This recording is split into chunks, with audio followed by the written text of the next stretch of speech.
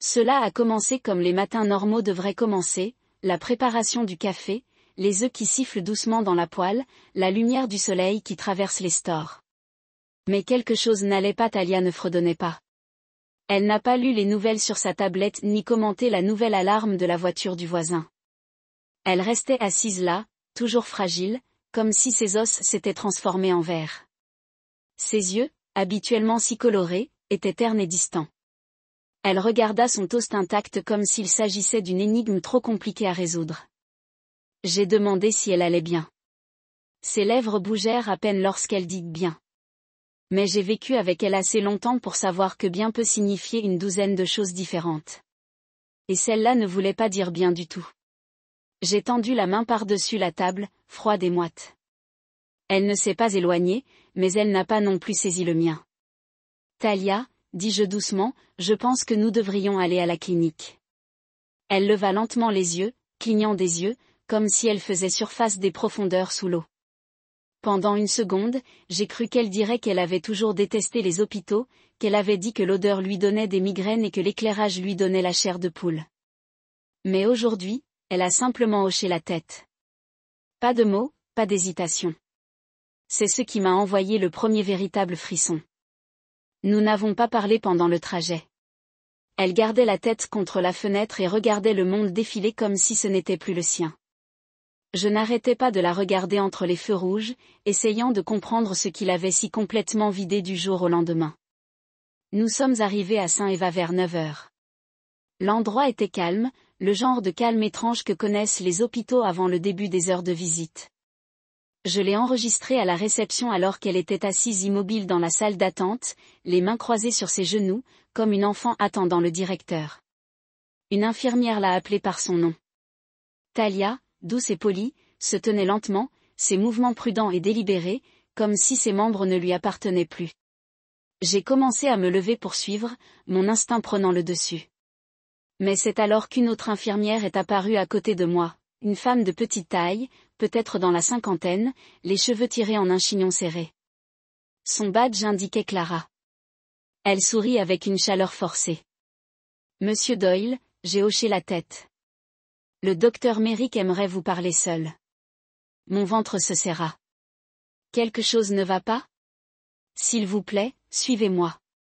C'est tout ce qu'elle dit avant de se retourner vivement et de marcher dans un couloir qui sentait l'alcool à friction et le nettoyant au citron.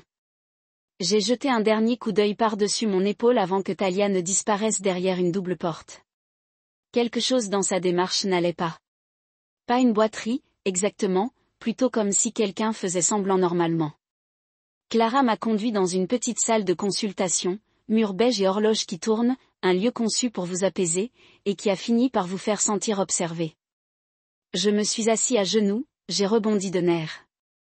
Quelques minutes s'écoulèrent avant que la porte ne s'ouvre à nouveau. Le docteur Merrick était un homme de grande taille avec des cheveux argentés et des yeux qui ne souriaient jamais. Il ne s'est pas assis, il a simplement fermé la porte derrière lui et m'a regardé dans les yeux comme s'il se préparait à faire exploser quelque chose. Sa voix était basse, urgente, comme si nous étions enregistrés. Monsieur Doyle, il a dit que vous deviez écouter très attentivement. Je n'ai pas beaucoup de temps. Je me suis penchée instinctivement en avant. Est-ce qu'elle va bien? Cette femme n'est pas celle que vous pensez. J'ai cligné des yeux. De quoi parles-tu? Elle n'est pas seulement malade, elle est dangereuse. Mon cœur cogna violemment contre mes côtes. Il a sorti un dossier de sous son bras et l'a placé sur le bureau entre nous. Il y a des années, votre femme. Mais je n'avais pas besoin du reste. Quelque chose dans sa voix, la façon dont il regardait ce dossier comme si ça lui brûlait les mains de le toucher. Je me suis levée si vite. Ma chaise grinçait contre le sol. Qu'a-t-elle fait? Le docteur Merrick s'approcha. Vous devez courir maintenant. Et c'est tout ce que j'avais besoin d'entendre. Je sortis de la pièce en remarquant à peine le couloir, les visages, la luminosité stérile au-dessus de moi. Le dossier, quoi qu'il contienne, était toujours sur la table derrière moi, mais mon instinct criait que ce qu'il contenait avait le pouvoir de faire exploser ma vie entière. J'ai bougé rapidement, ignorant l'infirmière qui essayait de me demander où j'allais. Je ne suis pas retournée vers les salles d'examen, je n'ai pas demandé ma femme, j'ai juste marché, non, j'ai couru hors de cet hôpital comme s'il était en feu, et j'étais le seul à le savoir. Le parking scintillait sous le soleil du matin, mais j'étais de la glace au bout de mes doigts, dans ma colonne vertébrale, dans ma respiration. Je suis montée dans ma voiture, j'ai claqué la portière et j'ai regardé le volant, les mains tremblantes, les jointures blanches. La femme avec qui je partageais un lit a préparé le dîner et m'a embrassée pour lui souhaiter une bonne nuit pendant 4 ans. Que avait-elle fait? J'ai démarré le moteur et suis sortie du parking. Je ne suis pas rentrée chez moi, je ne l'ai pas appelée, je n'avais même pas de destination. Je suis juste passée devant des écoles, des parcs, une boulangerie où nous avions acheté une tarte pour son anniversaire. Chaque souvenir lui semblait désormais suspect, comme des scènes de la vie de quelqu'un d'autre, quelqu'un à qui on n'avait pas seulement dit que sa femme était dangereuse. Courez, dit-il. C'est ce que j'ai fait, et je n'ai pas regardé en arrière il y a des années. Je ne cherchais pas l'amour, je cherchais le calme. Après une séparation compliquée et une décennie de travail acharné de col bleu, je m'étais installée dans un rythme, tôt le matin au chantier de maintenance, soirée devant la télévision, sortie de pêche occasionnelle le week-end. Mon monde était petit, prévisible, confortable à la manière d'une vieille paire de bottes, même si elle s'effondre au niveau des coutures. Puis vint le dîner communautaire. C'était l'un de ces événements de bien-être organisés par l'église locale. Table pliante, assiette en carton, trop de casseroles et des inconnus souriant maladroitement autour d'un café tiède. J'ai failli ne pas y aller. Sergio, mon patron et ami le plus proche, m'a traîné là-bas. Il m'a dit que je devais rencontrer quelqu'un qui n'était pas une clé ou une bouteille de bière. J'étais à mi-chemin d'une assiette de ziti cuit au four quand je l'ai remarqué. Assise seule au fond de la pièce en train de cueillir une salade.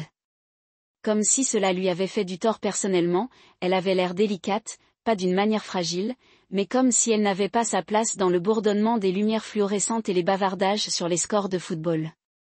Ses cheveux étaient cachés derrière ses oreilles, ses yeux scrutant la pièce comme si elle cherchait une raison de rester. Je ne sais pas ce qui m'a poussé à venir. C'était peut-être la tristesse discrète dans sa posture. Ou peut-être était-ce à quel point elle ne semblait absolument pas intéressée à se faire remarquer. De toute façon. J'ai tiré la chaise en face d'elle et lui ai dit, ça ne fait rien si je m'assois. Elle leva les yeux, d'abord surprise, puis hocha la tête, pays libre. Je l'ai aimée immédiatement. Elle s'appelait Talia.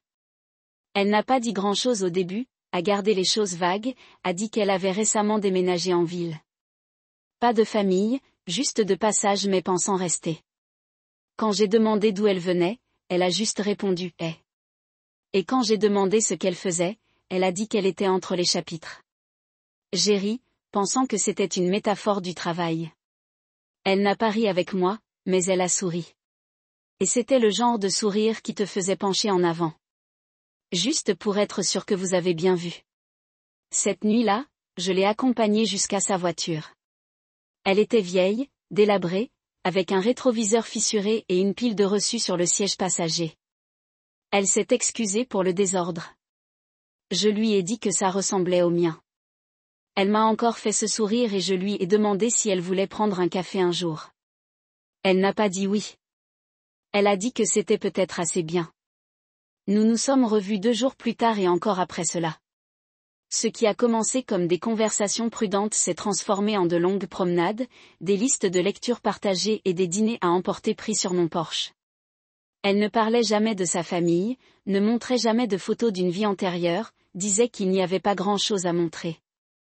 Je pensais qu'elle était juste privée, peut-être blessée par quelqu'un qui ne la méritait pas. Je n'ai pas appuyé. J'avais mes propres fantômes. Après quelques mois, je lui ai présenté Sergio. Il la surveillait attentivement. Cette expression illisible qu'il avait chaque fois qu'il sentait quelque chose sous la surface. Plus tard dans la soirée, autour d'une bière, il a déclaré, « Elle a du mystère dans les yeux. » J'ai roulé le mien et je l'ai traité de dramatique. Elle est juste timide. J'ai dit qu'elle est honnête, directe. Il hocha lentement la tête mais n'en dit pas plus. J'aurais aimé qu'il l'ait fait. J'ai proposé 7 mois après notre rencontre. Ce n'était pas sur un genou, il n'y avait pas de bague, juste 2 tasses de cacao, une nuit d'hiver tranquille et une question. Je ne pouvais plus retenir. Elle n'a pas pleuré. Elle ne sourit pas non plus. Elle a juste dit oui, comme si elle s'y attendait et qu'elle avait déjà accepté la réponse. Je me suis convaincue que c'était juste sa façon de faire. Nous nous sommes mariés au palais de justice, pas d'invités, pas de vœux au-delà de ceux imprimés sur le formulaire. Je pensais que c'était romantique, d'une manière dépouillée. Elle portait une robe bleu marine et ne m'a pas lâché la main tout le temps. Ensuite, nous avons acheté des hamburgers et regardé un vieux film sur le canapé. Je me souviens avoir pensé, ça y est, c'est la belle vie, calme, sûr, pas de drame. Nous avons acheté un petit immeuble juste à l'extérieur d'Austin. Peinture écaillée sur le porche, mais ossature solide. Elle a choisi les couleurs de la cuisine. Je lui ai construit une étagère en bois récupéré. Nous avons créé des routines, lessive le dimanche, course d'épicerie le mercredi, soirée cinéma un vendredi sur 2. C'était normal, c'était bien. J'ai fait des heures supplémentaires pour me cacher pour des vacances. Elle n'a jamais semblé intéressée par la planification. Elle a dit qu'elle préférait la maison. Je l'ai cru. Mais il y avait des moments, de petites fissures dans la vitre, où je rentrais à la maison et la trouvais regardant par la fenêtre, les yeux vides. Ou la nuit, elle se réveillait en hurlant, trempée de sueur, pour ensuite considérer cela comme un simple mauvais rêve. Un jour, j'ai trouvé une lettre cachée dans la poche d'un manteau, adressée mais jamais postée. Je ne l'ai pas ouvert, je me suis dit, chacun a ses secrets. Certains jours, elle disparaissait en ville et revenait avec des histoires qui ne collaient pas. J'étais à la bibliothèque, disait-elle, mais ses cheveux sentaient la fumée. Ou j'ai rencontré une vieille amie, même si elle a juré qu'elle n'en avait pas. Je l'ai calée jusqu'à la solitude. Je pensais qu'elle était peut-être encore en train de s'adapter au fait d'être aimée. Maintenant, avec le recul, je vois les signes de ce qu'ils étaient, pas de mystère, pas de douleur, juste un masque soigneusement conçu. Et je l'ai laissé le porter sans poser de questions, parce que je voulais que l'histoire qu'elle me racontait soit réelle. Je voulais qu'elle soit le nouveau départ que je n'aurais jamais cru avoir, et peut-être que pendant un moment, elle l'a été. Mais nos débuts n'ont pas été construits sur la vérité, mais sur ma soif de croire à ces mensonges. Il y a des années, je ne cherchais pas l'amour, je cherchais le calme. Après une séparation compliquée et une décennie de travail acharné de col bleu, je m'étais installée dans un rythme, tôt le matin au chantier de maintenance, soirée devant la télévision, sortie de pêche occasionnelle le week-end. Mon monde était petit, prévisible, confortable à la manière d'une vieille paire de bottes, même si elle s'effondre au niveau des coutures. Puis vint le dîner communautaire. C'était l'un de ces événements de bien-être organisés par l'église locale, table pliante, assiette en carton, trop de casseroles et des inconnus souriant maladroitement autour d'un café tiède. J'ai failli ne pas y aller. Sergio, mon patron et ami le plus proche, m'a traîné là-bas. Il m'a dit que je devais rencontrer quelqu'un qui n'était pas une clé ou une bouteille de bière. J'étais à mi-chemin d'une assiette de ziti cuit au four quand je l'ai remarquée assise seule au fond de la pièce en train de cueillir une salade. Comme si cela lui avait fait du tort personnellement. Elle avait l'air délicate, pas d'une manière fragile, mais comme si elle n'appartenait pas au bourdonnement des lumières fluorescentes et au bavardage sur les scores de football. Ses cheveux étaient cachés derrière ses oreilles, ses yeux scrutant la pièce comme si elle cherchait une raison de rester. Je ne sais pas ce qui m'a poussé à venir. Peut-être était-ce la tristesse discrète dans sa posture, ou peut-être à quel point elle ne semblait absolument pas intéressée à se faire remarquer. Quoi qu'il en soit, j'ai tiré la chaise en face d'elle et lui ai dit, ça ne me dérange pas si je m'assois. Elle leva les yeux, surprise au début, puis hocha la tête pays libre. Je l'ai aimée immédiatement. Elle s'appelait Talia. Elle n'a pas dit grand-chose au début, a gardé les choses vagues, a dit qu'elle avait récemment déménagé en ville. Pas de famille, juste de passage mais pensant rester. Quand j'ai demandé d'où elle venait, elle a simplement répondu « Eh ». Et quand je lui ai demandé ce qu'elle avait fait, elle a répondu qu'elle était entre 2 chapitres. J'ai ri, pensant que c'était une métaphore du travail.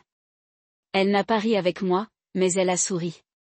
Et c'était le genre de sourire qui te faisait pencher en avant. Juste pour être sûr que vous avez bien vu. Cette nuit-là, je l'ai accompagnée jusqu'à sa voiture. Elle était vieille, délabrée, avec un rétroviseur fissuré et une pile de reçus sur le siège passager. Elle s'est excusée pour le désordre.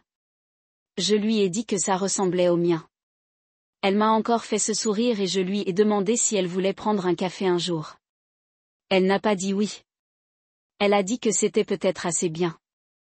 Nous nous sommes revus 2 jours plus tard et encore après cela. Ce qui a commencé comme des conversations prudentes s'est transformé en de longues promenades, des listes de lectures partagées et des dîners à emporter pris sur mon porche. Elle ne parlait jamais de sa famille, ne montrait jamais de photos d'une vie antérieure, disait qu'il n'y avait pas grand-chose à montrer. Je pensais qu'elle était juste privée, peut-être blessée par quelqu'un qui ne la méritait pas. Je n'ai pas appuyé. J'avais mes propres fantômes. Après quelques mois, je lui ai présenté Sergio. Il l'observait attentivement, avec cette expression illisible qu'il avait chaque fois qu'il sentait quelque chose sous la surface. Plus tard dans la soirée, autour d'une bière, il a dit qu'elle avait du mystère dans les yeux. J'ai roulé le mien et je l'ai traité de dramatique. Elle est juste timide. J'ai dit qu'elle est honnête, directe. Il hocha lentement la tête mais n'en dit pas plus. J'aurais aimé qu'il l'ait fait. J'ai proposé 7 mois après notre rencontre. Ce n'était pas sur un genou, il n'y avait pas de bague, juste 2 tasses de cacao. Une tranquille nuit d'hiver et une question que je ne pouvais plus retenir. Elle n'a pas pleuré, elle n'a pas souri non plus. Elle a juste dit oui, comme si elle s'y attendait et qu'elle avait déjà accepté la réponse. Je me suis convaincue que c'était juste sa façon de faire. Nous nous sommes mariés au palais de justice, pas d'invités, pas de vœux au-delà de ceux imprimés sur le formulaire. Je pensais que c'était romantique d'une manière dépouillée. Elle portait une robe bleu marine et ne m'a pas lâché la main tout le temps. Ensuite, nous avons acheté des hamburgers et regardé un vieux film sur le canapé. Je me souviens avoir pensé, ça y est, c'est la belle vie, calme, sûre, sans drame. Nous avons acheté un petit immeuble à rénover juste à l'extérieur d'Austin, la peinture s'écaille sur le porche, mais les os sont solides. Ce que je préférais, c'était la maison. Je la croyais. Mais il y avait des moments, de petites fissures dans la vitre, où je la trouvais regardant par la fenêtre, les yeux vides, où la nuit, elle se réveillait en criant, trempée de sueur, pour ensuite la considérer comme un mauvais rêve. Certains jours, elle disparaissait en ville et revenait avec des histoires qui ne collaient pas. J'étais à la bibliothèque, disait-elle, mais ses cheveux sentaient la fumée. Où j'ai rencontré une vieille amie, même si elle a juré qu'elle n'en avait pas. Je l'ai calée jusqu'à la solitude. Je pensais qu'elle était peut-être encore en train de s'adapter au fait d'être aimée. Maintenant, en regardant en arrière, je vois les signes de ce qu'ils étaient, pas de mystère, pas de douleur, juste un masque soigneusement conçu. Et je l'ai laissé le porter, sans aucun doute, parce que je voulais que l'histoire qu'elle me racontait soit réelle. Je voulais qu'elle soit le nouveau départ que je n'aurais jamais cru avoir, et peut-être que pendant un moment, elle l'a été. Mais nos débuts n'ont pas été construits sur la vérité. Cela a été construit sur ma soif de croire ses mensonges. Le mariage avec Talia était calme, trop calme. Au début, j'ai pris ce calme pour la paix, celle qui vient après une tempête, où rien ne fait mal et où tout semble réglé. Je me suis dit que c'était ce dont j'avais besoin, pas de drame, pas de dispute, pas de porte qui claque, juste une partenaire qui lui préparait le thé de la même manière tous les matins et se pelotonnait à côté de moi le soir sans trop poser de questions. Mais avec le temps, j'ai réalisé que la paix et le silence n'étaient pas la même chose. Le silence, dans lequel Talia s'enveloppait, avait du poids, une sorte de lourdeur qui emplissait l'air même lorsqu'elle ne parlait pas. Elle était douce à petits égards, faisait toujours le lit, pliait mes chemises, laissait des notes autocollantes avec des visages souriants sur le réfrigérateur. Elle préparait un excellent poulet au curry, allumait des bougies même en semaine et ne se plaignait jamais de mes longues heures de travail. Mais elle n'a jamais rien partagé, pas vraiment. Quand je lui posais des questions sur son passé, son enfance, où elle était allée à l'école, qui elle était avant moi, elle souriait légèrement et répondait « rien qui mérite d'être rappelé ». Et j'ai laissé tomber encore et encore parce que je pensais qu'elle était peut-être en train de guérir de quelque chose de trop gros pour être nommé. Quand j'ai évoqué l'idée des enfants une fois, elle a figé sa cuillère, s'est arrêtée en l'air, versant de la soupe dans son bol. Concentrons-nous simplement sur nous pour l'instant, dit-elle comme ne rencontrant pas le mien. Je n'ai plus demandé. Nous n'avons jamais parlé de vacances futures, de maisons de rêve ou de ce que nous faisons quand nous vieillissons.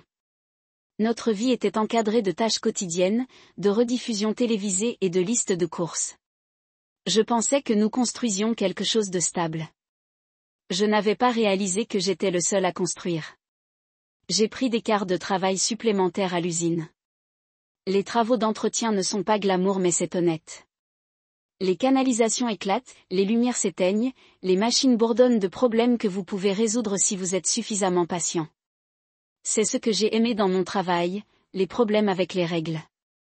Je pensais que si je travaillais assez dur, nous pourrions faire un voyage, peut-être à Galveston ou à San Diego. J'ai même économisé pour cela, imprimé des brochures et je les lui ai montrées un soir après le dîner. Elle les regardait comme s'ils étaient écrits dans une autre langue. Tu devrais y aller, dit-elle. Avec un haussement d'épaules. Vous avez besoin d'une pause. Je l'ai regardé. Je voulais dire ensemble. Son sourire s'effaça. Je n'aime pas les plages. C'était la fin de tout cela. Elle avait des habitudes que je ne pouvais pas expliquer. Elle disparaissait pendant des heures, disait qu'elle marchait ou allait à la librairie, mais elle ne rapportait jamais de livres à la maison. Elle a gardé son téléphone à proximité mais ne m'a jamais laissé voir l'écran. Toujours allumé, silencieux, toujours face cachée. Je l'ai ignoré. Je me suis dit que faire confiance signifiait ne pas avoir besoin d'explications. Mais j'avais tort. La confiance sans transparence n'est pas de l'amour, c'est juste un aveuglement volontaire. Il y avait des soirs où je rentrais à la maison pour la trouver assise sur le porche, regardant l'horizon sans cligner des yeux. Je lui demandais à quoi elle pensait et elle répondait juste de l'air. J'ai commencé à avoir l'impression d'être mariée à une ombre, quelque chose qui imitait l'amour mais ne le retenait pas, quelque chose qui restait parce qu'il avait besoin d'un endroit où dormir, pas d'un partenaire avec qui grandir. Sergio le remarqua en premier. Il est venu un samedi pour m'aider à réparer le chauffe-eau. Et quand Alia nous a apporté de la limonade, elle n'a pas établi de contact visuel. Après qu'elle soit rentrée à l'intérieur, il m'a regardé de côté. Elle a toujours aimé que je ne réponde pas, qu'il ne pousse pas, mais le silence entre nous en disait plus que les mots n'auraient pu le dire. Il n'a jamais aimé s'en mêler, mais je pense qu'il se doutait de choses que je n'étais pas prêt à admettre. Parfois, je me réveillais et je la trouvais partie. Aucune note, juste un côté du lit vide et un silence bourdonnant dans la maison. Elle était revenue avec des excuses, des courses à l'épicerie, un trajet en voiture lui éclaircissant la tête. Une fois qu'elle est revenue avec les cheveux mouillés et la main tremblante, elle a dit qu'elle était allée tard à un cours de yoga. Nous n'habitions pas près d'un studio. Je n'ai pas posé les questions que j'aurais dû poser. Elle n'avait pas d'amis. Pas de SMS, pas d'appel, pas de soirée entre filles. Elle a dit qu'elle n'avait besoin de personne d'autre que moi. Avant, je pensais que c'était romantique. Maintenant, je le vois tel qu'il était, un isolement qu'elle contrôlait si bien que personne ne venait jamais le voir. Personne ne l'a jamais suffisamment connu pour le remarquer. Si elle disparaissait et si elle me quittait demain, il n'y aurait personne pour appeler et demander où elle est allée. Ce genre d'absence n'est pas accidentel, c'est organisé. Ses yeux étaient la partie la plus difficile lors de notre première rencontre. Ils avaient cette nuance de brun profond qui ressemblait à un crépuscule, chaleureux et privé, un endroit dans lequel on voulait se reposer. Mais avec le temps, ils ont changé, ou peut-être que j'ai juste appris à mieux voir. Ils eurent un scintillement derrière eux, un tic agité, quand elle crut que je ne regardais pas. Comme si elle répétait constamment quelque chose dans sa tête, comme si elle se préparait à une question que je n'avais pas encore posée. Je pensais que c'était un traumatisme. Je me suis convaincue qu'elle avait vécu quelque chose d'horrible et que mon travail, mon rôle en tant que mari, consistait à l'aimer à travers cela. Je rapportais à la maison ses collations préférées, je lui frottais le dos quand elle avait des maux de tête, je ne la forçais jamais à s'ouvrir parce que je pensais être patient. Je n'avais pas réalisé qu'on me jouait. Mais voici le problème avec le silence, il n'est pas toujours vide. Parfois, c'est plein de réponses que vous avez trop peur d'entendre. Je le savais à un certain niveau. J'ai toujours su les lacunes de son histoire, la façon dont elle esquivait certains mots. La nuit où elle se sautait sur elle-même comme si elle calmait une tempête. Elle seule pouvait voir. Ce n'était pas seulement un traumatisme, c'était un évitement, c'était un déguisement. Elle n'a pas oublié son passé. Elle l'a enterré et jetait la terre qu'elle utilisait pour le garder au sol. Pourtant, je l'aimais, ou du moins j'aimais la version d'elle que je pensais réelle. C'est la partie qui me hante maintenant. Que j'ai construit ma vie autour de quelqu'un qui ne m'offrait que la moitié de la sienne et qu'en retour je lui ai donné la totalité de la mienne. Cela commençait subtilement, un repas sauté par-ci, une nuit blanche par-là. Rien d'alarmant en soi. Je l'ai provoqué par le stress, les hormones ou toute autre excuse qui m'a donné l'impression que j'avais le contrôle de la situation. Mais ensuite les morceaux ont commencé à s'empiler. Elle a arrêté de manger des repas complets. Son assiette aurait l'air à peine touchée, la fourchette, restait inactive alors qu'elle ne regardait dans le vide. Je lui donnais un léger coup de coude, lui demandais si quelque chose n'allait pas et elle m'offrait un doux sourire. Je n'ai tout simplement pas faim, disait-elle. Mais je pouvais voir le poids lui glisser, ses clavicules s'aiguisant comme des lames sous sa peau. Puis vint le tremblement, ses mains, une fois suffisamment stables pour enfiler une aiguille, se mirent à trembler. Lorsqu'elle attrapa sa moquerie, elle en rit. Trop de café, a-t-elle plaisanté. Mais je connaissais sa consommation de caféine. Elle ne buvait que du décaféiné. Quand j'en ai reparlé, elle a levé les yeux au ciel. Ce n'est rien, sérieusement. Je me sens juste un peu mal ces derniers temps. Mais son état ne s'est pas amélioré, il a empiré. C'était le vertige. Suivant un soir, je suis rentrée du travail et je l'ai trouvée assise par terre dans le couloir, le dos contre le mur. Talia. J'ai crié en laissant tomber ma ceinture à outils. Elle leva lentement les yeux, comme si le monde avait ralenti autour d'elle. J'ai eu le vertige, a-t-elle murmuré, je ne voulais pas tomber. Je l'ai aidée à se relever, je l'ai serrée dans mes bras et j'ai insisté pour que nous allions chez le médecin. Elle a secoué violemment la tête, je vais bien, j'ai juste besoin de dormir. Peut-être quelques vitamines. Elle n'aimait pas les médecins, elle n'en a jamais eu. Mais c'était différent. C'était une déviation mêlée de peur. C'était comme si elle savait quelque chose que je ne savais pas et était terrifiée à l'idée de le découvrir. Pourtant, j'ai laissé tomber pour le moment. Je ne l'ai pas fait. Je voulais la pousser. Je pensais que j'étais gentil. En vérité, je lui donnais de la place pour se cacher. Puis il y a eu l'oubli. D'abord, c'était des petites choses où elle avait mis ses clés, ce que nous avions mangé pour le dîner. Langue. Un matin, alors que je lui versais du café, elle a levé les yeux et m'a dit « Merci, Conrad ». Conrad, le nom m'a frappé comme une gifle. J'ai souri faiblement. Qui est Conrad, ai-je demandé en essayant de garder ma voix légère. Elle cligna des yeux comme si elle n'avait même pas réalisé ce qu'elle avait dit. Puis elle a ri. Un bruit de craquement fragile, personne. Juste un nom tiré d'un rêve, je suppose. Mais ses yeux la trahissaient. Ils n'étaient pas confus, ils étaient sur leur garde, comme si elle venait d'être surprise en train de mentir. Elle n'était pas prête à s'expliquer. Ce nom m'a hanté toute la journée. J'ai fouillé nos dossiers, ses emails, les réseaux sociaux, rien. Pas de Conrad nulle part. Mais de la façon dont elle l'a dit, cela ne ressemblait pas à un rêve, cela ressemblait à un lapsus. Ses habitudes ont changé. Elle est devenue plus solitaire, plus méfiante. Elle a commencé à verrouiller son téléphone avec un mot de passe, même si auparavant elle ne s'en souciait jamais. Elle gardait son ordinateur portable fermé, même en mode veille. Quand je lui demandais sur quoi elle travaillait, elle répondait « je lis juste » et changeait de sujet. Il y a eu des appels manqués provenant de numéros que je ne reconnaissais pas. Une fois, j'ai décroché son téléphone alors qu'il sonnait sur le comptoir et elle l'a arraché de mes mains si vite que cela m'a surpris. « C'est privé », dit-elle d'un ton coupé. Je n'ai pas reconnu la femme à ce moment-là.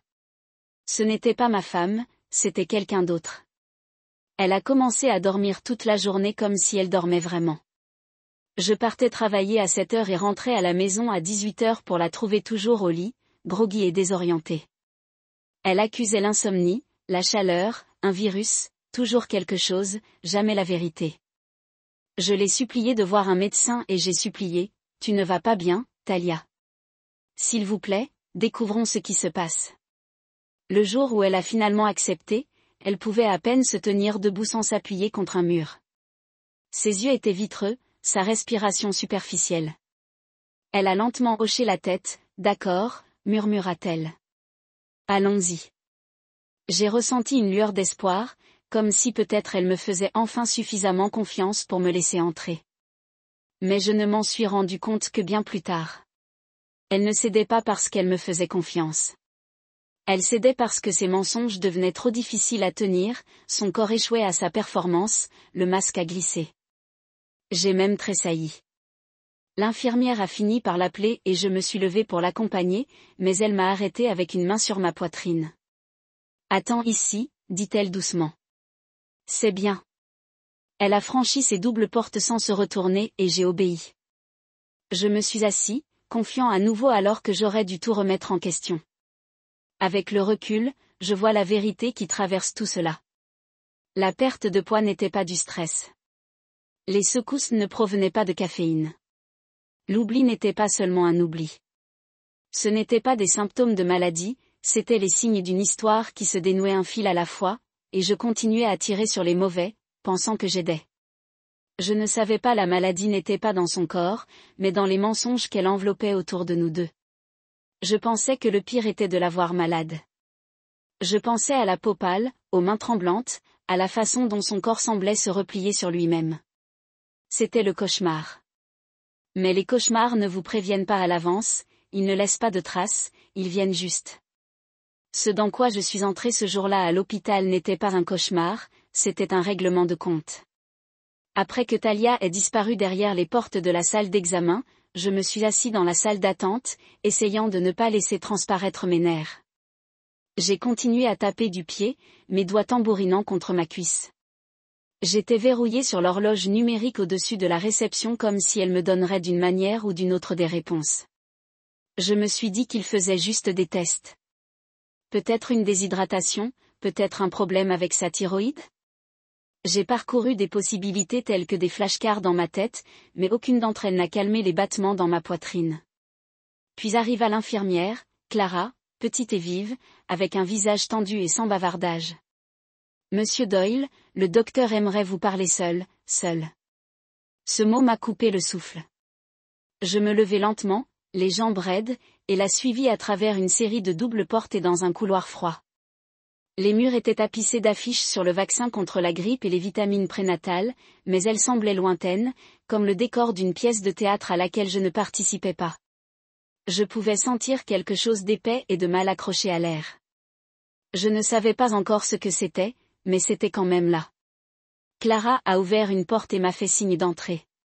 C'était une petite salle de consultation, pas de table d'examen, juste 2 chaises et un bureau, des couleurs neutres, inoffensives en surface. Je suis entrée et je me suis assis. La porte s'est fermée derrière moi avec un léger clic. Puis le docteur Merrick est entré. Il était grand, les cheveux poivre et sel, la cinquantaine, peut-être le début de la soixantaine. Le genre de visage en qui on a confiance, car il a l'air fatigué d'avoir trop vu.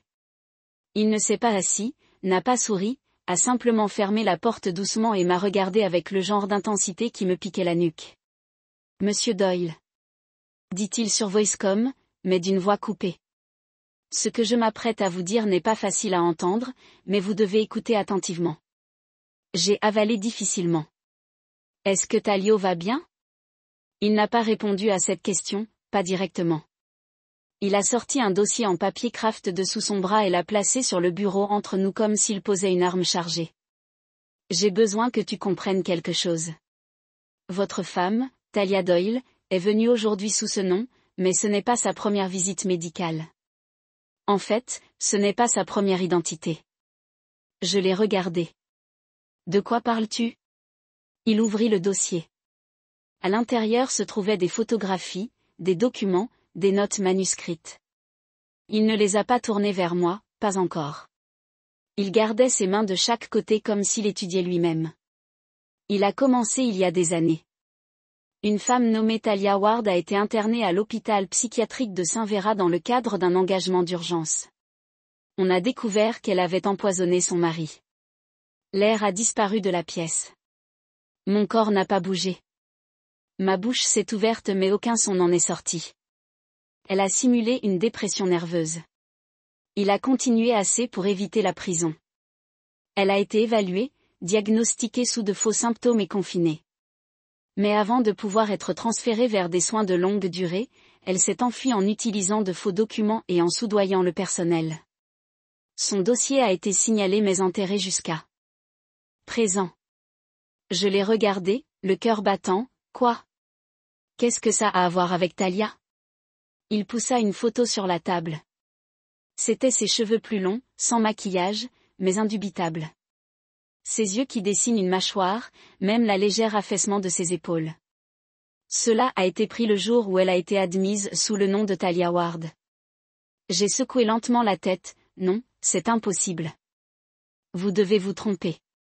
Ma femme n'en est pas capable. Je ne suis pas ici pour débattre de son caractère. Dit le docteur Merrick plus fermement. Maintenant je te dis qu'elle est dangereuse. Elle a failli tuer un homme nommé Conrad Wells, son mari. Il a à peine survécu. Il est resté dans le coma pendant 9 semaines. J'ai senti la pièce commencer à s'incliner. Conrad, ce nom, celui qu'elle a prononcé dans la cuisine. J'ai essayé de me lever mais mes jambes ont cédé. J'ai agrippé le bord de la chaise et me suis forcé à me redresser, chaque instinct de mon corps criant de bouger, de sortir, de faire quelque chose. Pourquoi tu me dis ça maintenant? Parce qu'elle est venue involontairement aujourd'hui, dit-il. Cela me dit qu'elle sait qu'elle glisse. Elle n'accepterait pas d'être vue à moins qu'elle n'ait pas d'autre choix. Et si elle perd le contrôle, cela signifie qu'elle est la plus dangereuse. Quels que soient les projets qu'elle a faits, quelle que soit l'identité qu'elle a construite, elle sait que cela s'effondre. Il s'avança. Vous devez vous rendre à la police tout de suite. Mes mains tremblaient. Est-ce qu'elle sait que vous l'avez reconnue? Je ne pense pas. J'ai agi comme s'il s'agissait d'une visite de routine. Mais si elle sent quelque chose, si elle pense que vous êtes sur elle, elle pourrait s'enfuir. Ou pire, il a fait glisser le reste du dossier vers moi. Je n'ai pas regardé, je ne pouvais pas. J'ai reculé, l'esprit en pleine course. Notre mariage, notre maison, les nuits que nous avons passées à regarder des films, les dîners, le Porsche, la lumière vacillante pendant que nous nous tenions la main, tout cela n'est qu'un mensonge. Je me suis retournée et suis sortie de la pièce. Pas de mots, non merci, pas de questions, juste du mouvement. Je ne suis pas retournée dans la salle d'attente. Je ne l'ai pas vérifié. Je ne pouvais pas. Si je la regardais maintenant, je risquais de perdre l'emprise que j'avais encore sur ma santé mentale. J'ai quitté l'hôpital comme un homme fuyant un incendie, sans même savoir d'où venaient les flammes. Je me suis rendue directement au poste de police. Je n'ai appelé personne, je n'ai même pas arrêté de respirer correctement. Tout le trajet ressemblait à un long battement de cœur, rapide, irrégulier, incrédule. Je me suis garée comme si j'avais oublié le fonctionnement des freins et je suis pratiquement tombée dans le hall de la circonscription. Les yeux, les pensées sauvages s'emmènent dans un nœud de peur et de honte. Qu'est-ce que je devais dire? Salut, je pense que ma femme a empoisonné son dernier mari et a menti dans ma vie. Mais quand j'ai donné mon nom à la réception et m'a demandé quelqu'un dans les enquêtes, ils n'ont pas hésité, ne m'ont pas interrogé. La réceptionniste a décroché un téléphone, a déclaré quelques mots bas que je ne pouvais pas entendre et en quelques minutes, une grande femme dans un costume de pantalon gris foncé est apparue à la porte latérale. Elle s'est présentée comme détective et m'a guidée dans une salle d'interview, une table en métal froid, boulonnée des chaises, une caméra dans le coin fredonnant tranquillement.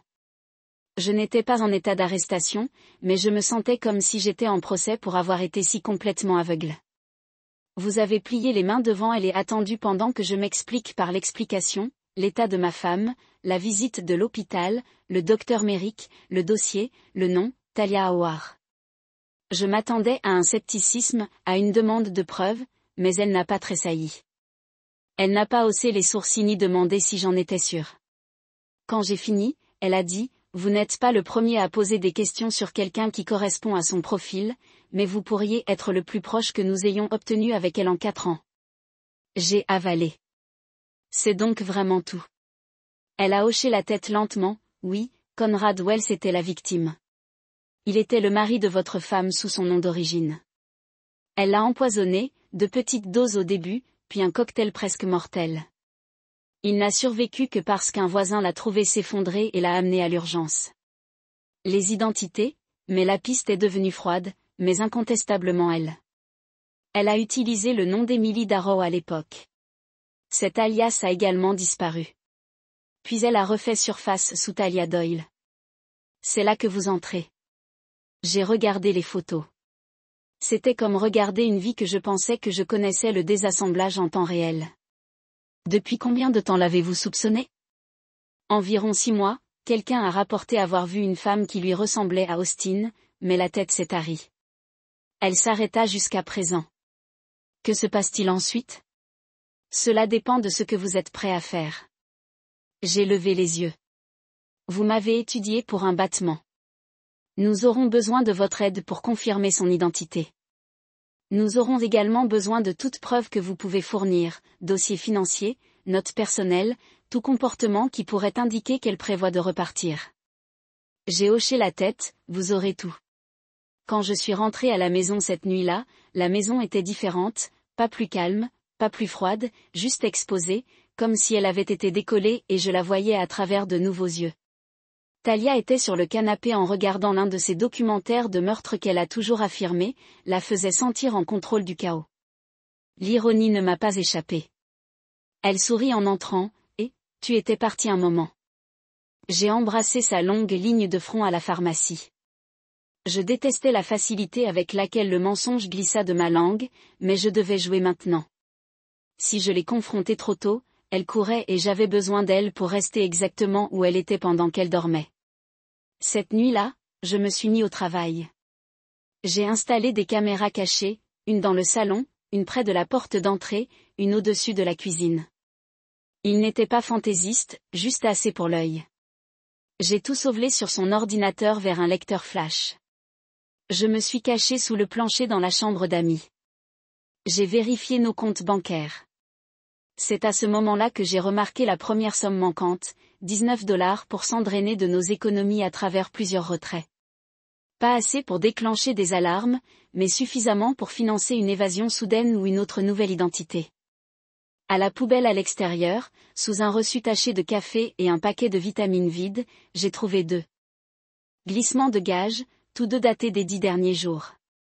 Un pour un bracelet en argent, ma mère, celle qu'elle portait lorsque nous avons visité sa tombe.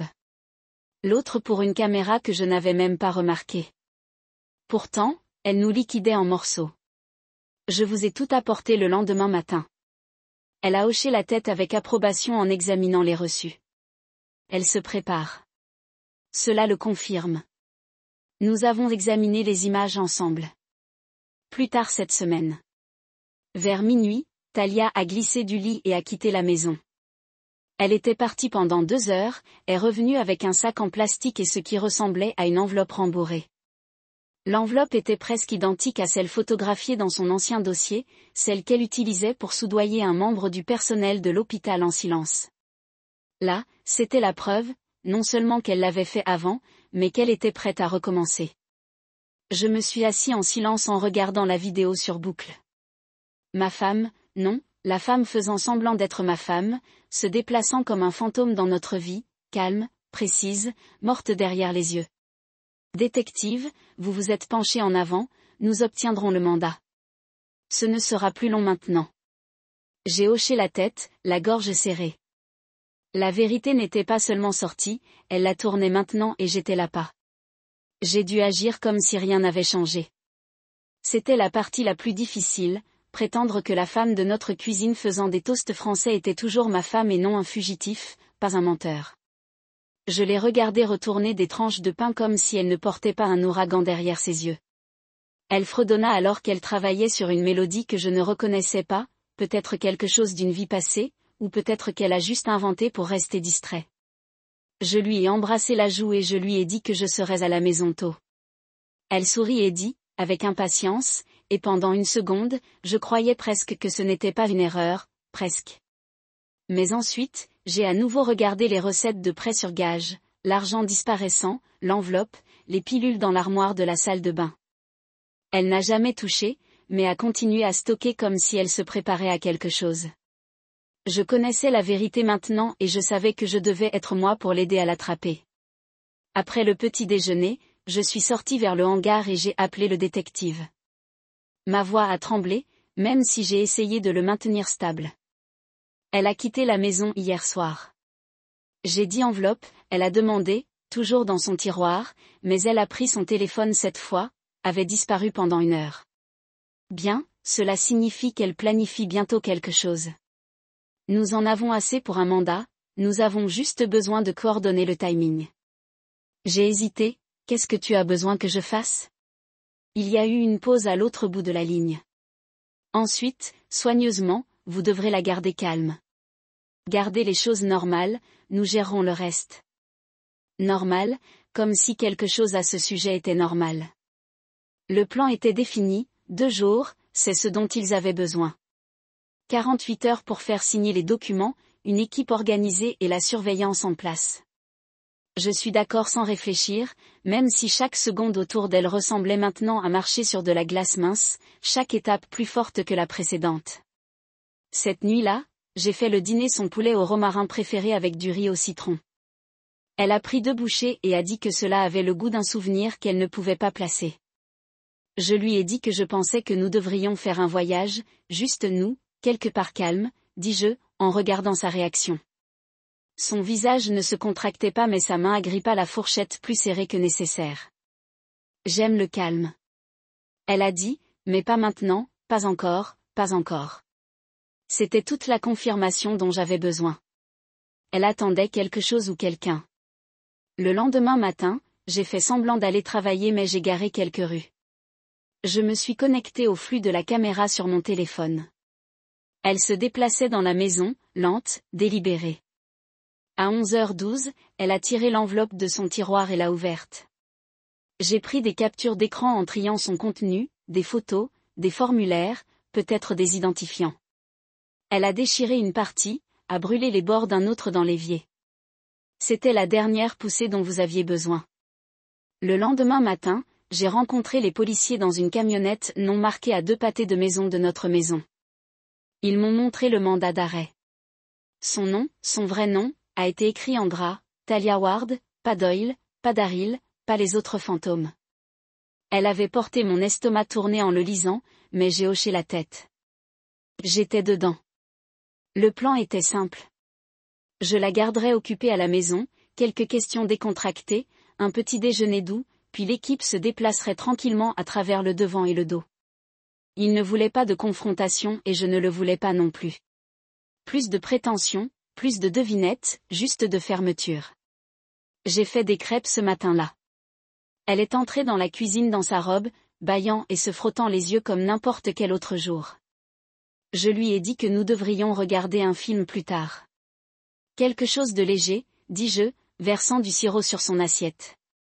Rappelez-vous cette comédie stupide? Vous avez aimé celui avec le chien parlant. Elle a ri. J'ai oublié celui-là.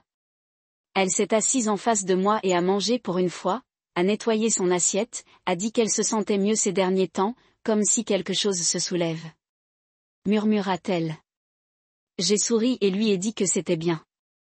Mes mains étaient stables, mais mes entrailles se séparaient. À 9h45, il y a eu un coup à la porte. Talia a levé les yeux en attendant quelqu'un. J'ai secoué la tête lentement, pas vraiment, peut-être Sergio.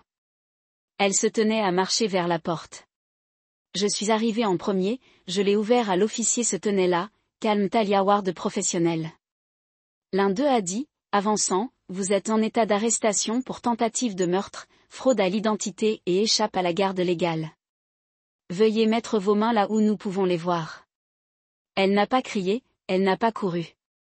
Elle cligna des yeux 1 fois, 2 fois. Puis elle m'a regardé, directement en moi. Je suis Talia Doyle, chuchota-t-elle.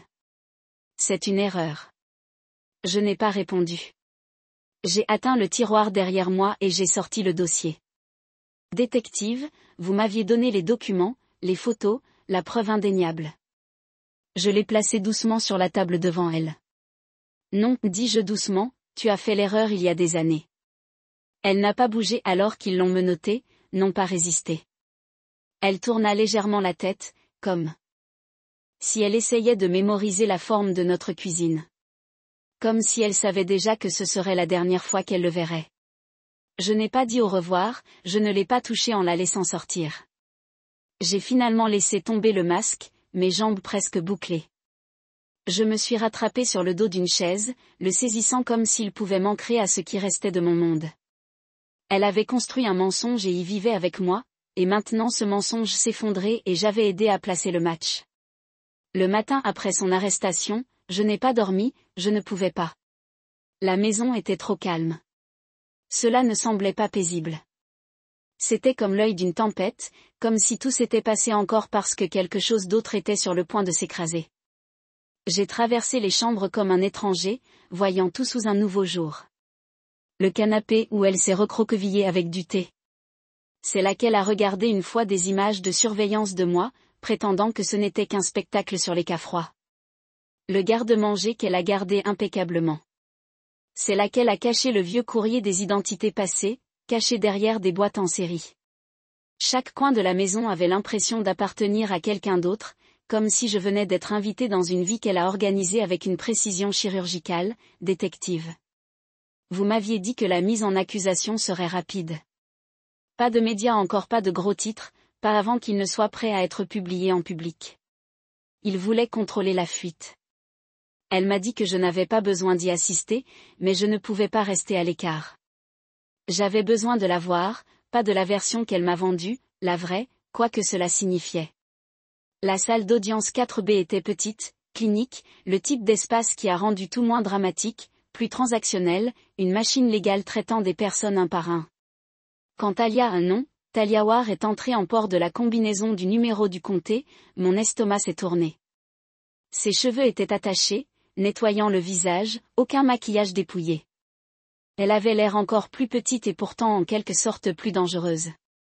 Elle n'a pas scanné la pièce pour moi. Elle savait que je serais là. Elle a toujours eu un moyen de détecter la présence, de connaître les choses avant que quelqu'un ne les dise. Je l'ai regardée s'asseoir à côté du défenseur public. Non, avocat à prix élevé. Elle n'avait appelé personne, pas la famille, pas les amis. Je suppose que lorsque vous vivez votre vie déguisée, il ne reste plus personne pour défendre qui vous êtes vraiment. Le juge a énuméré les accusations une par un, tentative de meurtre, fraude à l'identité, évasion de la garde légale, mariage frauduleux, les mots résonnaient comme des frappes de marteau. Comment le défendeur plaide-t-il ? Sa voix était à peine un murmure, mais stable, non coupable. Le silence qui a suivi était épais. Vous m'aviez prévenu. Elle essaiera de vous pencher sur le récit de l'instabilité, a-t-elle déclaré. Elle va réclamer un traumatisme, une confusion, une rupture de la réalité. Elle l'a déjà fait, mais nous en avons assez pour montrer la préméditation. Ce n'était pas une survie, c'était de la stratégie. Le juge l'a ordonné sans caution en attendant le procès. L'accusation avait fait valoir efficacement, des identités multiples, une histoire de tromperie et le risque de vol trop grand pour ignorer. Le gavel est descendu, la session s'est terminée. Les gens se sont mélangés, murmurant les numéros de dossier et les mouvements à venir. Je suis restée à mon siège. Talia m'a regardé alors juste un instant. Ses yeux ont trouvé les miens à travers la pièce et quelque chose se scintillait là-bas, pas de regret, pas de peur, quelque chose de plus fatigué, creux, comme si l'acte était terminé et qu'elle ne se souciait plus de maintenir l'illusion. Le défenseur public se pencha vers elle, chuchotant quelque chose. Elle n'a pas hoché la tête, me regarda juste jusqu'à ce qu'un officier tape son épaule et la conduisait. J'aurais dû me sentir justifiée. J'aurais dû me sentir fort, mais comme la porte se fermait derrière elle, tout ce que je ressentais était épuisé. De retour à la maison, les murs avaient l'impression de me regarder. J'ai mis ses affaires, la robe qu'elle portait chaque matin, la brosse à cheveux par l'évier, le livre qu'elle n'a jamais lu. Je n'étais plus en colère. J'avais fini, faisant semblant de faire, jouant au rattrapage dans un jeu qu'elle avait déjà gagné et avait perdu une douzaine de fois auparavant. Sergio s'est arrêté vers l'heure du dîner avec des plats à emporter en silence. Il n'a pas demandé ce qui s'était passé. Il avait lu la situation il y a des semaines, peut-être même avant moi. Il m'a juste passé une boîte de nouilles et a ouvert une bière, puis s'est assise sur le canapé comme si rien n'avait changé. Le tribunal s'est bien passé. Il a finalement demandé. Aussi correct que possible. Il hocha la tête, elle plaide non coupable. Ouais, elle perdra. J'ai regardé le mur. Je m'en fiche même si elle gagne ou perd, je voulais juste plus. Il n'a rien dit pendant un moment. Puis il s'est tourné vers moi et m'a dit quelque chose que je ne m'attendais pas. Vous avez fait ce que la plupart ne le feraient pas. Vous y avez affronté. Vous n'avez pas couru. Cela compte pour quelque chose. Je n'étais pas sûr que c'était le cas, mais j'ai hoché la tête quand même. Cette nuit-là, alors que je nettoyais la vaisselle, j'ai trouvé une de ces notes, toujours coincée sous l'aimant du réfrigérateur, un post-it jaune avec un soleil souriant caché dans le coin et les mots « Vous faites les meilleures crêpes ». Je l'ai presque jeté, presque, mais je ne l'ai pas fait. Je ne l'ai pas gardé hors du sentiment. Je l'ai gardé pour me rappeler le pouvoir qu'un mensonge a quand il est vêtu de chaleur et de routine, à quel point l'amour peut être imité par quelqu'un qui sait étudier votre âme et reproduire exactement ce dont il a envie. Plus tard cette semaine-là, détective, vous avez appelé pour dire que la presse avait finalement repris l'histoire. C'était d'abord sur les nouvelles locales, une femme d'Austin arrêtée après une disparition, une inculpation et une affaire d'empoisonnement de 4 ans. Ensuite, il s'est répandu en ligne. Je n'ai pas lu les commentaires, je n'ai pas regardé les interviews. Je n'avais pas besoin de la vision du monde sur une femme. Il ne savait jamais vraiment que je l'avais vécu. C'était suffisant. J'ai reçu une lettre du bureau du procureur de district disant que je pourrais être appelé pour témoigner uniquement si nécessaire. Ils ont écrit, mais je savais déjà que je le serais. J'étais le mari qu'elle avait choisi de tromper. Ensuite, l'homme qui a partagé un lit avec un point d'interrogation. Le procès était encore dans des semaines. Il y aurait plus d'audience, plus de papier, plus de scans de signatures que je pensais autrefois. Mais m'apparaissait simple, dites maintenant la vérité. Parce que même si elle construisait une vie en fuyant, j'ai décidé de rester. J'ai décidé de y faire face. Et la vérité, bien que laide, avait finalement rattrapé leur retard. Ils m'ont appelé au stand le 3e jour du procès. J'avais évité de regarder Talia jusqu'à ce moment, même lors de la sélection du jury, des déclarations d'ouverture et des témoignages, j'ai gardé les yeux en avant, prétendant qu'elle n'était pas là, assis à 10 pieds à ma gauche dans un chemisier bleu pâle. Son défenseur public avait probablement choisi pour la faire paraître douce, fragile, mal comprise. Mais quand j'ai été assermentée et j'ai pris place dans la boîte des témoins, je n'avais pas d'autre choix que de lui faire face. Elle n'a pas tressailli, elle n'a pas pleuré, elle m'a regardé comme si elle essayait de se souvenir de la version d'elle-même que je connaissais le mieux et si cela l'aiderait ou lui ferait du mal à parler honnêtement. La voix du procureur était calme mais précise. Elle a demandé comment nous nous sommes rencontrés lorsque nous nous sommes mariés, à quoi ressemblait la vie. J'ai répondu à tout, le dîner communautaire, la façon dont Talia n'a jamais aimé parler de son passé, les signes que j'ai ignorés, les incohérences. J'ai expliqué les mensonges qui s'accrochaient à la poussière. Vous ne remarquez pas avant d'ouvrir les stores. J'ai décrit sa maladie, ou ce que je pensais être une maladie, et comment cela nous a conduits à l'hôpital, comment j'étais tiré dans une pièce séparée, remis un dossier et dit de courir. J'ai parlé de Detective View, des recettes pawn shop, des caméras. J'ai installé l'enveloppe. Les nuits Talia ont disparu sans explication. Et enfin, l'arrestation. Le petit déjeuner a été partagé. Le coup à la porte, le moment, le vrai nom, Talia Ward, a remplacé celui que j'avais chuchoté au lit pendant 4 ans. À travers tout cela, Talia était parfaitement immobile. Son avocat s'est parfois opposé, mais le juge l'a fait signe.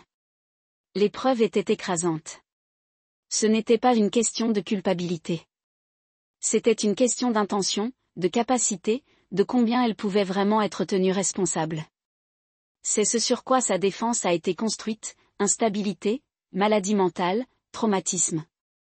Ils l'ont peinte en tant que survivante, pas comme prédateur, a déclaré qu'elle avait subi un abus, qu'elle avait cassé, que tout ce qui a été confusion et panique.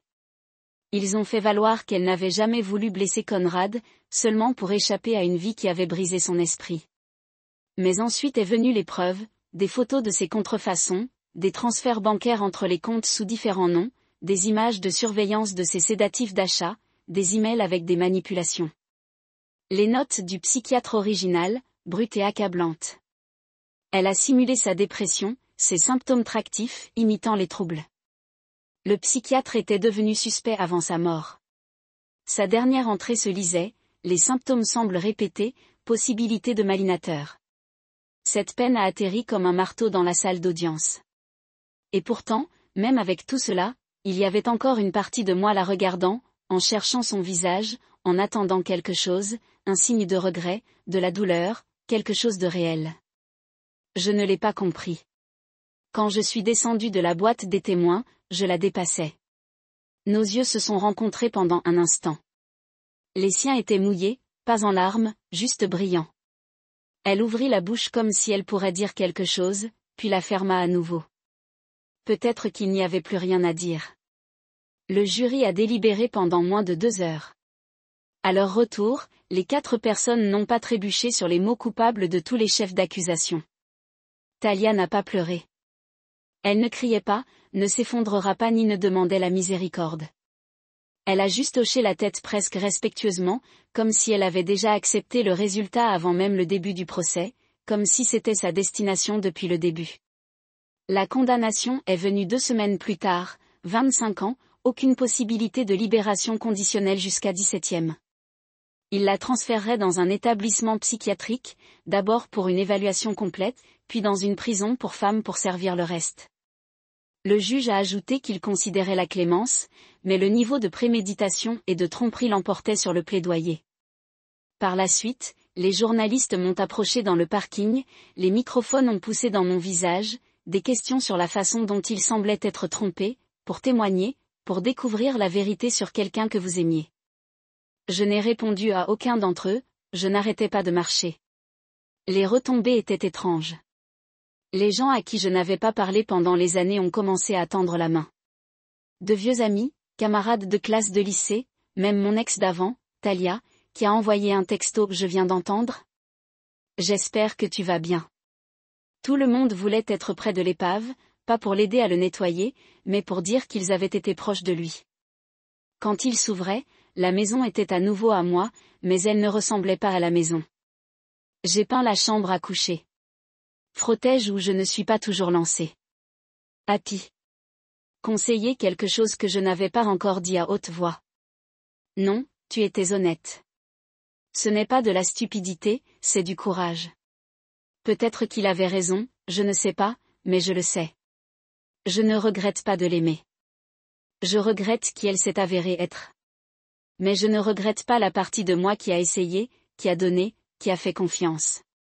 Cette partie est toujours à moi. Elle ne l'a pas pris et j'ai appris. C'est suffisant. Cela fait 6 mois, pas longtemps dans le grand schéma des choses, mais assez longtemps pour que le silence s'installe, pas le genre qui a autrefois rempli ma maison lorsque Talia a été perdue dans ses pensées, mais un vrai silence, un genre de guérison. Je me réveille avec les oiseaux maintenant, pas sa voix, pas ses mensonges soigneusement brassés, juste le soleil rampant à travers les stores et le ruisseau de bois dans une maison apprenant lentement à respirer à nouveau. J'ai gardé la maison.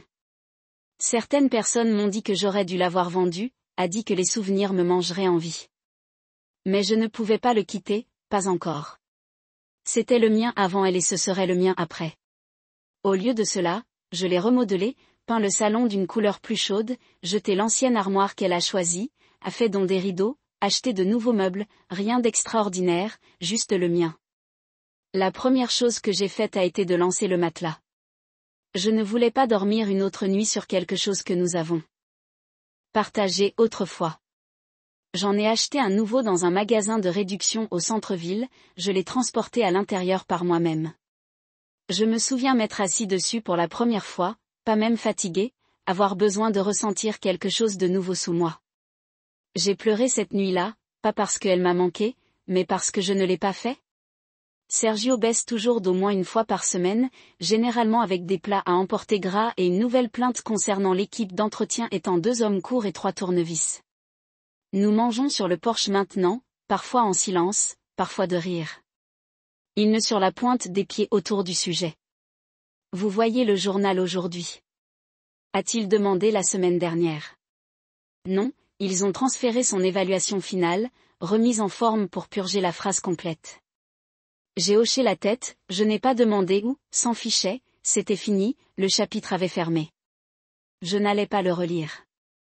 Mon thérapeute, oui, j'ai commencé à voir dit, la guérison ne signifie pas oublier, cela signifie comprendre.